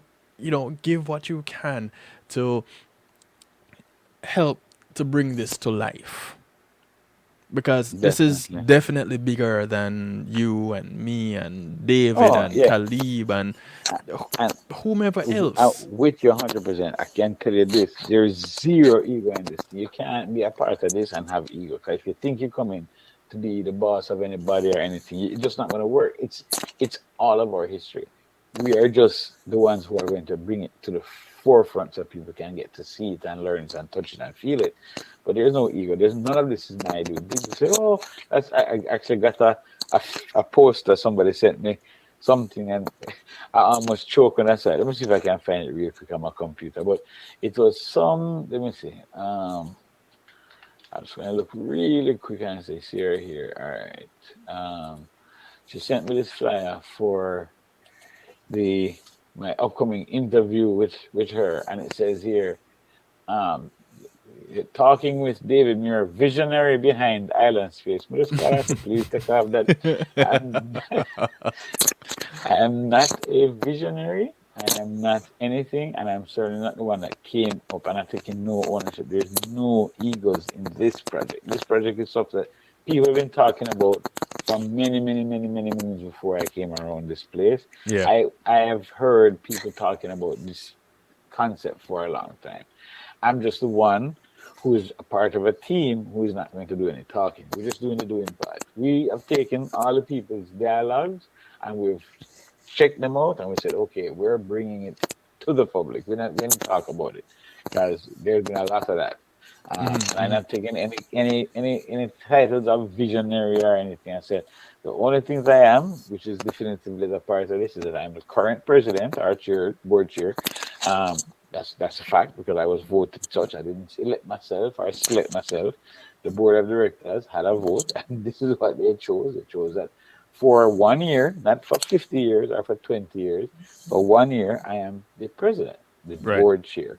Next year, when we have our next meeting, anyone who is on the executive board can become the chair. It don't have to remain me. If they feel I'm still doing a good job, they can retain me or they can boost me out, and somebody else will be the board chair. It is just my role on the board. Everybody else has their roles. And so, yeah, I definitely want to make sure everyone knows that you join us, you come with the right energy and effort, you can be the board chair, you could be the treasurer, you could be anything. Come and be involved. You could be the Right. person who does the research. You can be the person who helps to clean up the artifacts. You can be the one who helps to catalog the things in the storage. You can be whatever you want to be. Come and be a part, volunteer, and be a part of a legacy project. This is something that your grandchildren and great grandchildren and great great grandchildren and so on will all be proud to say this people who brought this for us and has brought preserved our history in this particular way are the ones that we should be giving thanks, and that is what this is about. Yeah. I like that. What kind of timeline is the group looking towards with The getting things timeline is done? going to depend on a lot of factors, but the number one factor is money, and the number one factor of money is grants.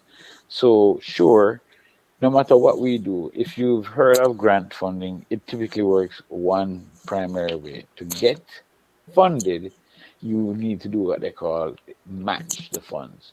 So if you are going to match funds, you need to raise your own funds and then match what the grant givers give. So let's just pretend we can raise $500,000 from our grant. It means that for us to earn those funds and to use them, we have to separately from the funds we get from, let's just say we get it from the National Endowment for the Humanities, we have to find our own 500,000, put it with their 500,000, and we have $1 million. That's how it works, and essentially, that's what we will be doing. It's a combination of writing grant. It takes time to write the grant proposal, Yeah. put in application, then you either get approved or not, and then based on that, we will then seek the matching funds through public requests like we're doing or through other means. And with those funds, we will then build the museum, the physical space. Now, when I say build, that's build from literally land and brick by brick build it up. That project, I don't want to scare anyone, but I'm going to tell you it's going to cost a few million. Right. I've heard numbers between 200 and 400 million is going to build us the property that we want to build. You In the said not meantime, 2 or 4, but 200 or yeah, 400. 200 to 400 million should build us the building that we would like to represent the Caribbean. Let's put it to you in another respect. Anybody here who has access to the internet, just run a Google search and find out what it costs them to build the National Museum of African American History in Washington, D.C. Just Google and put it in the chat. How much did it cost them to build that national museum for the African American history in Washington D.C.? And when you find that number, put it in the chat, and then we can show Kevin why we can tell you that these are the types of numbers. Um, the Paris Art Museum, if you're familiar with it, which is down in Miami, you can compare that as well. You can Google that number and see what it costs to build the Paris Art Museum, which is much smaller than the one that is in DC. But just to give you some ideas contextually for numbers. However, in the meantime, in the meantime, what we will be doing is creating a smaller space to host the museum so that we can start immediately and get people engaged.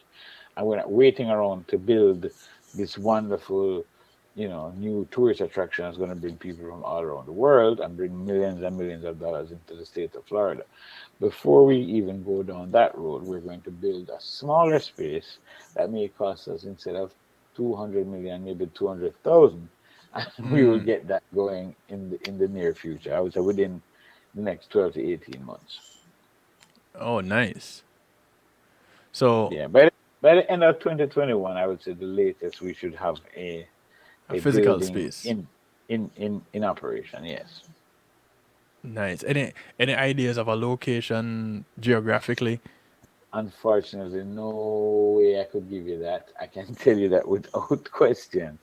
We have been talking to everybody from all parts of South Florida.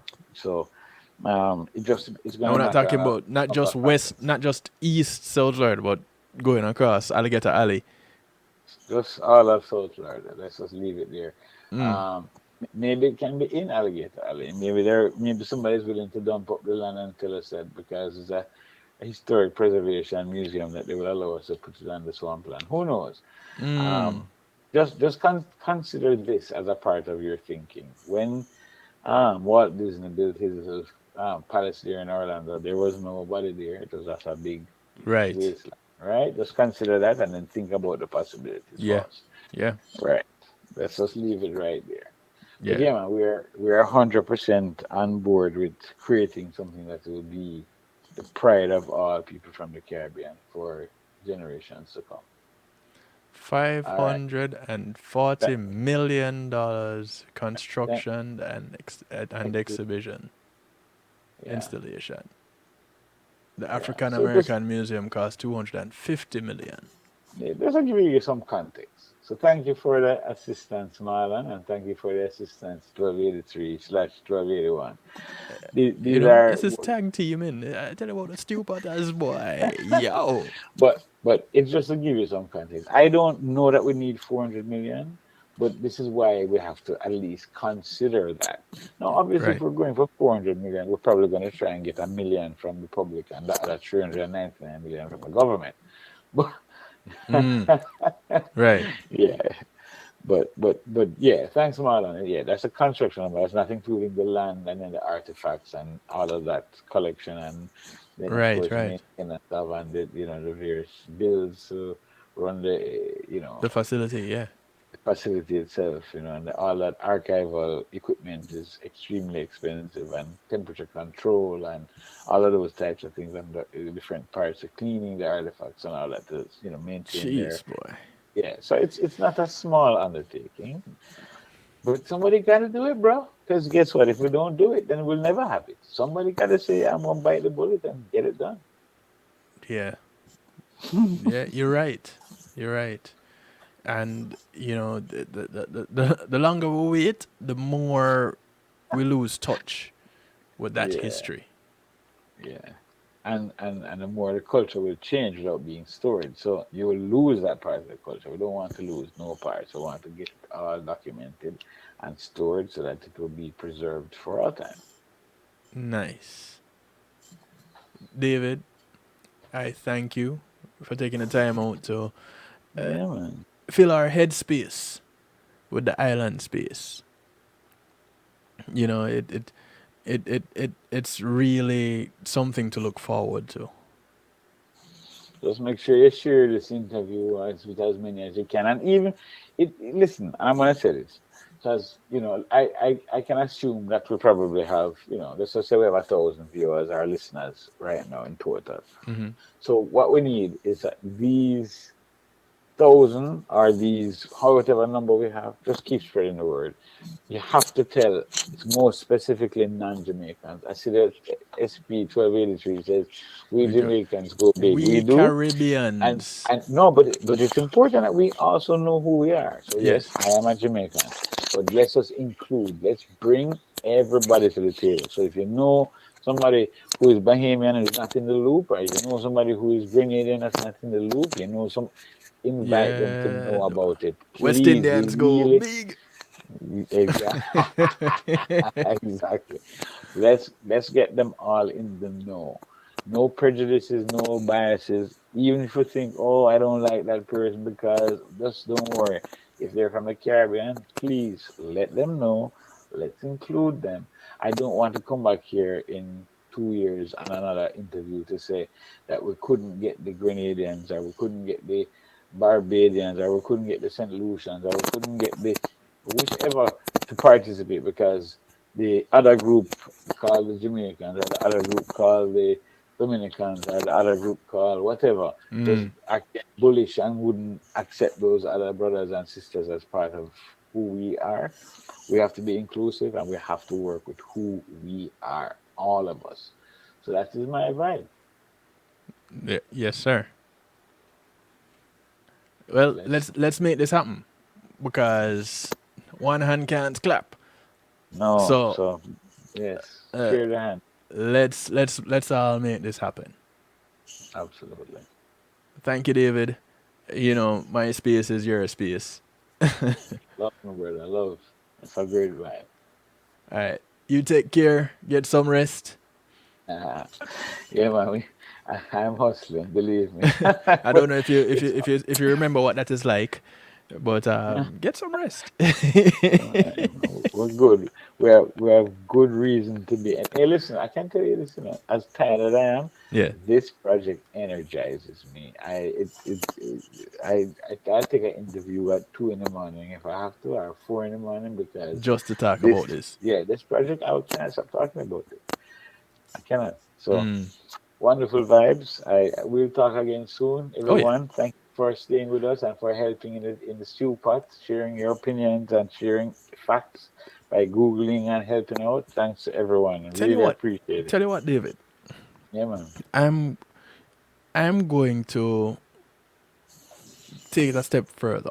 How often can you or anybody from the team come and give an update on where Island Space is? I like that, and I would suggest, even if we even do maybe once a month or once every 2 months, just take out 10 minutes out of a thing and say, hey, I wouldn't want to take a whole show, but I think we can, maybe at either the start or the end of a show, take a 10 minutes and update and sort of give a little status, All right. because that's Let's work pretty it much a out. timeline, yeah, of we do board meetings once a month, and then at the end of every month or two, it's good to just take a little report from what the board has decided and what's new and exciting to hear about. Yeah, I would love that. We can work that out. Yeah. All right. So we'll work it out. Ladies and gentlemen, look forward to that. We'll Yeah, do man. regular live updates. Yeah, man. I see. I see. SP 1283 is a quarterly. I think, yeah, every 2 months, and if there's something major, we can come back in a month.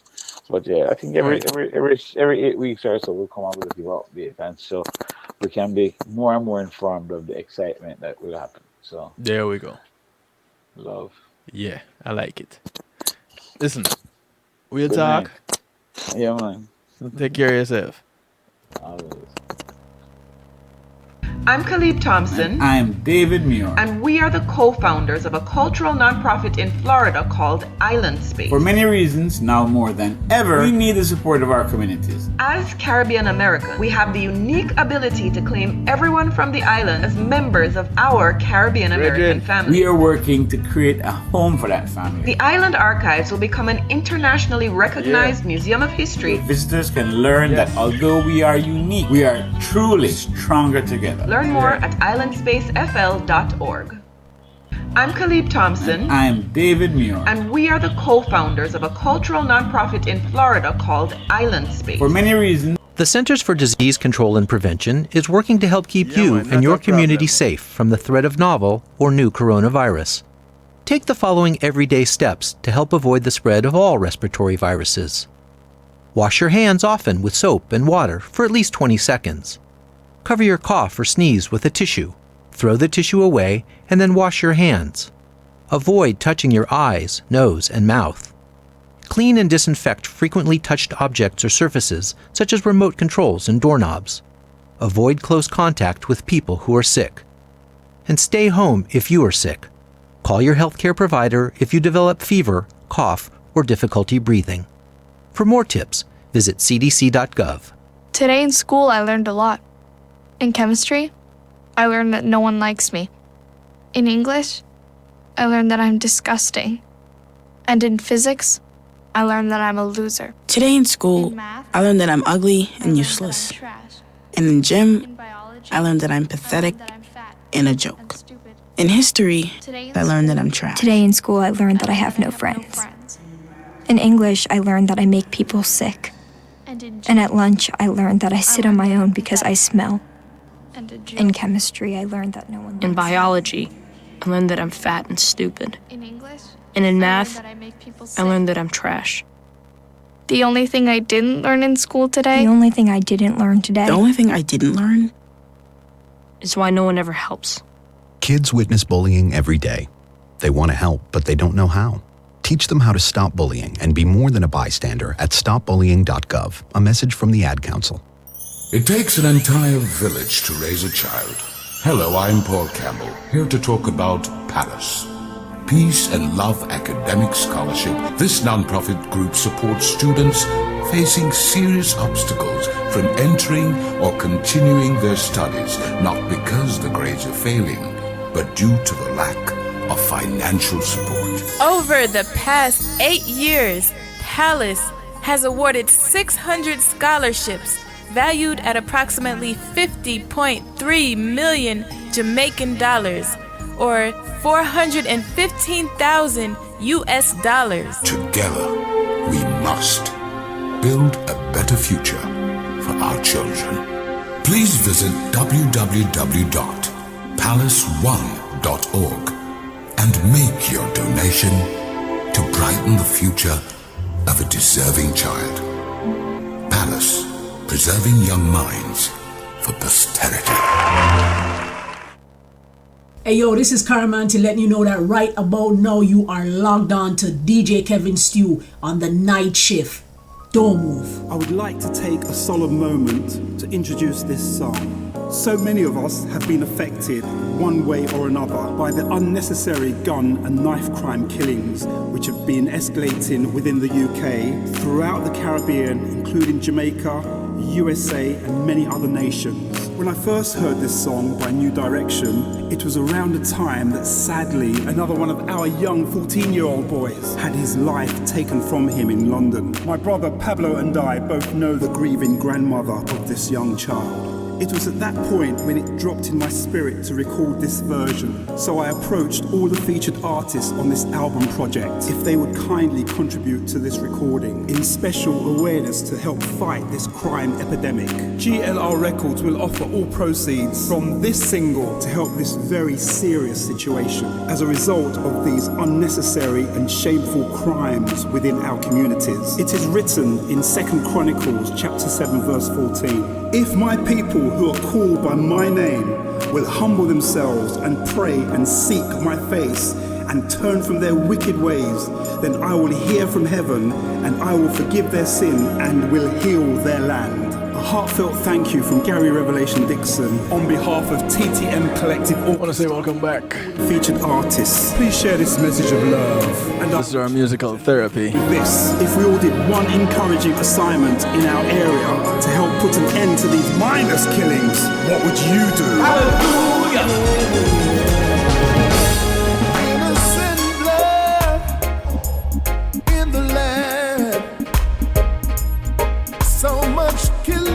Kicking it off with the TTM All-Star Collective, or the TTM Collection All-Stars. I don't even know how to label them.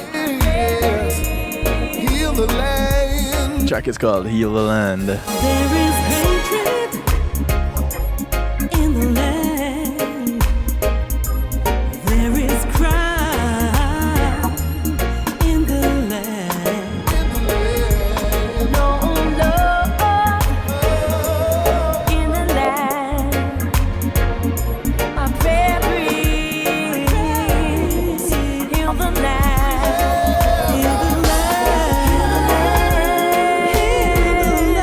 Heal the land. Oh Lord, my prayer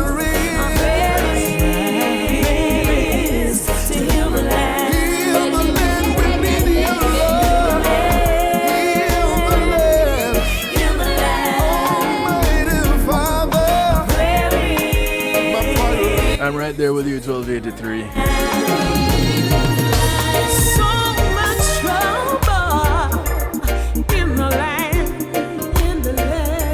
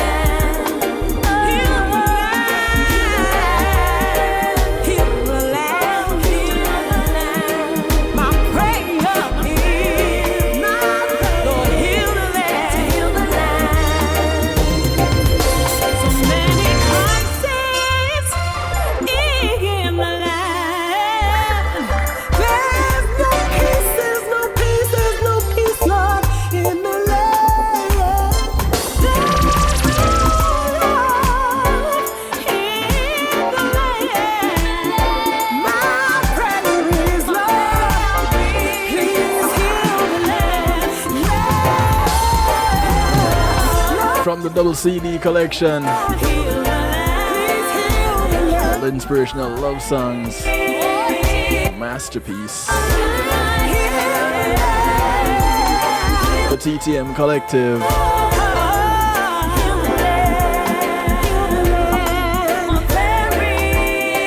Their rendition of Heal the Land.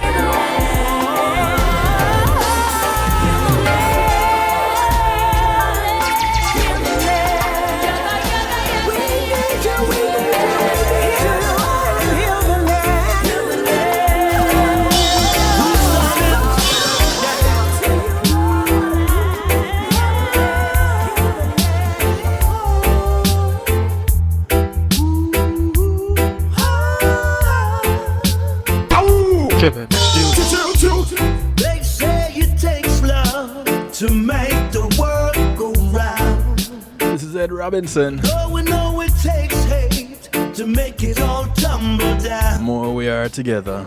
We know that what goes up don't always come back down. No, but when it goes around, we know it's have to come back around. So if you're digging one pit, my brother, better you just stick to. And if you're setting one trap, my sister, set another one for you. Don't you know things are always never what they seem? No, my reality could sometimes be your dreams.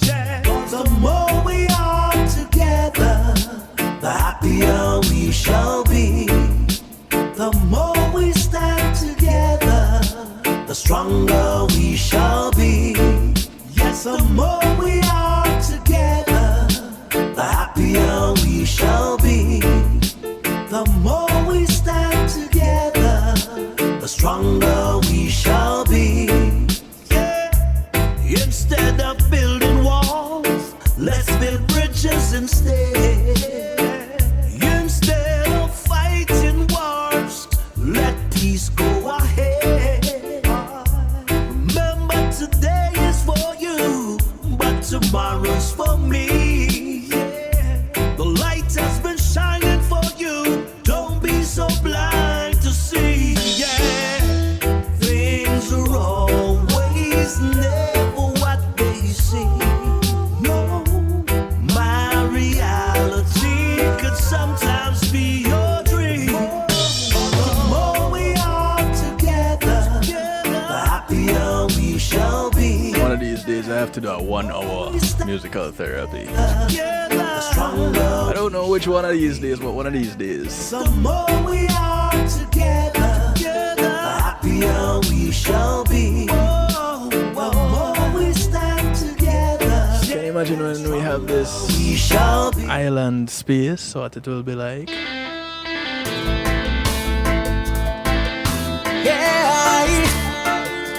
This is new music from Cesar.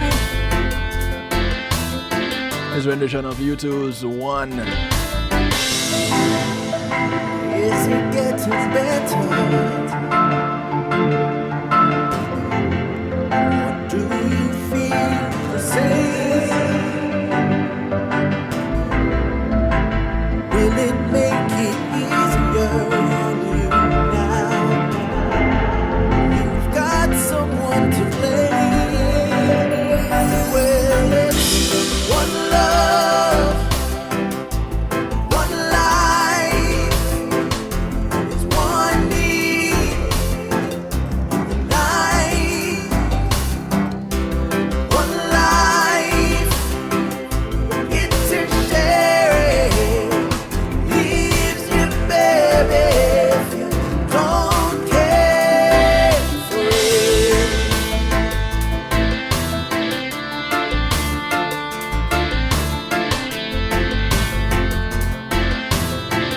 I may have to do it next Wednesday to close out the night shift month. Did I disappoint you?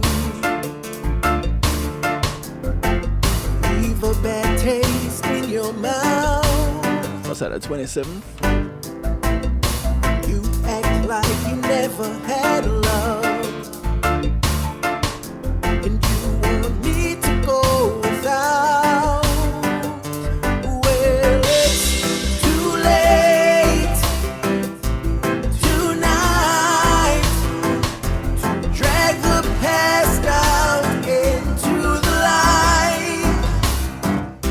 That's right, 1283. But we're not the same. A musical therapy exhibit. Carry each other, carry each other.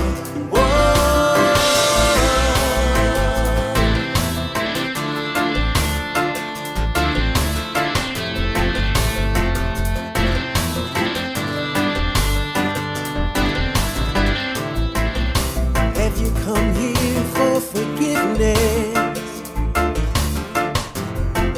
Have you come to raise the dead?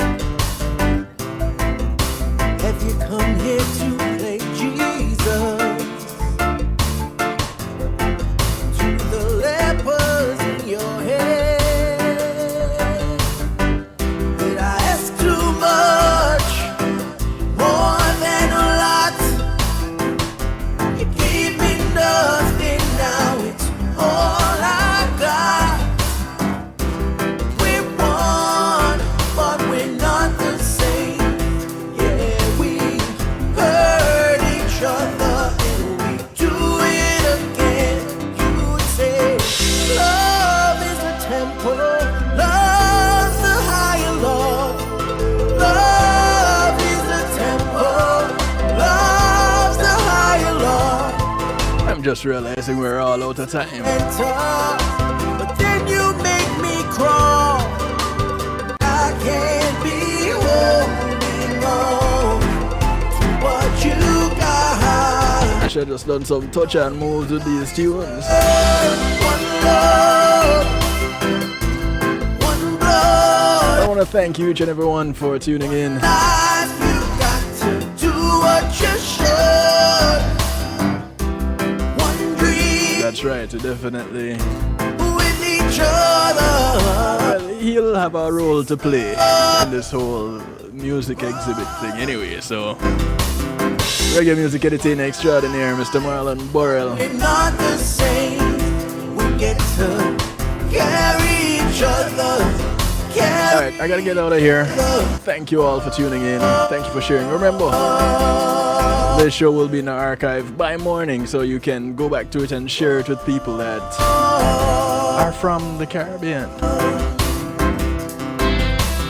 And those that have Caribbean connections. That way they'll know what Island Space is all about and do their bit to make it a reality.